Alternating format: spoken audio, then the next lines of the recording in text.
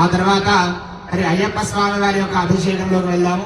ముందుగా చక్కగా ఆ ఆనంద చిత్తుడైనటువంటి అయ్యప్ప స్వామికి మనం అసలు అభిషేకం ఎందుకు పెట్టుకున్నాం, ఇవాళ మరి అభిషేకం ఎందుకు చేస్తున్నాము, మరి ఆ విషయాన్ని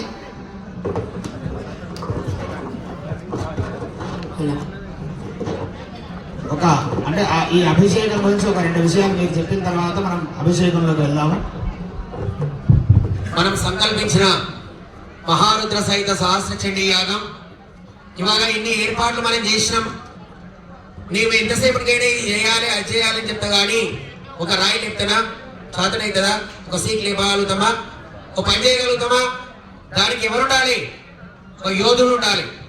ఎవరా యోధుడు? వెంకటస్వామి 130 రోజులు ఎక్కడుంది? ఇక్కడ రావాలి వెంకటస్వామి. 130 రోజులు మన కోసం దీక్షలో ఉన్నాడు ఆయన. గట్టిగా గంజేనా 130 రోజులు ఎందుకు దీక్ష చేస్తే ఇటువంటి కార్యక్రమాలకు మీకు తెలుసు. దీక్షలో లేకపోతే ఆయన నా మాటినాడా? ఎవరు మాటినాడు? దీక్ష ఉంటే ఏడుస్తున్నాడు. విషయ అనంత భాష నాకు కూడా వస్తుంది కానీ అందరి ముందర ఏడుస్తా, అందరు ఏడుస్తారని నేను కూడా ఏడుస్తాను. నా కోసం అన్ని సుఖాలను వదిలిపెట్టి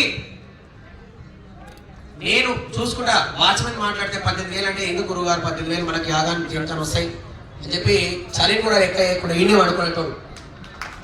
కారు ఇస్తే కూడా కొన్ని సందర్భాల్లో అనుకో. మరి నా టీం అట్లాంటిది, మన టీం చండీసేన టీం. అటువంటి వెంకటస్వామి మన కోసం ఇంత చేస్తే ఈ సహస్ర చండీ యాగంలో అయ్యప్ప పూజ ఎందుకని చాలా మంది అడిగారు. మనం ఏ యాగం స్టార్ట్ చేసినా ఏ వారం స్టార్ట్ చేస్తాం చెప్పండి? బుధవారమే చేస్తా.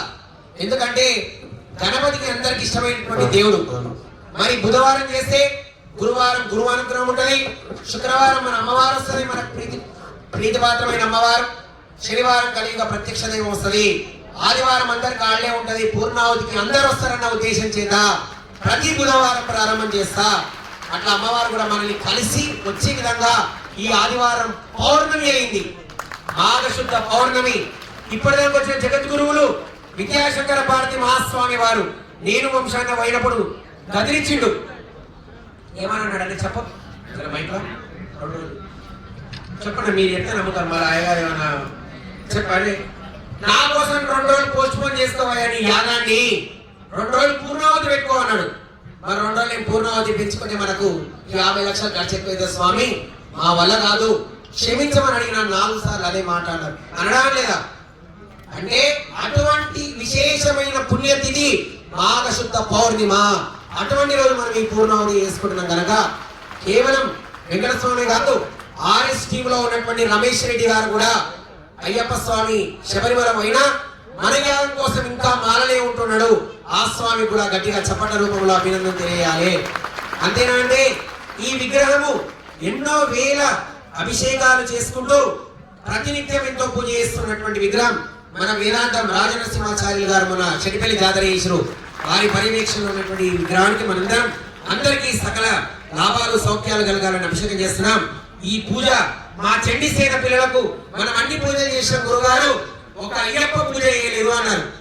పడి పెడితే ఎట్లుంటది? ఇంకా 4 రోజులు పూజ ఉంటది కనుక ఒక పడి ఒక్కడే లేదు తప్ప మిగతా అంతా యాజ్ టీజ్ గా ఉంటది.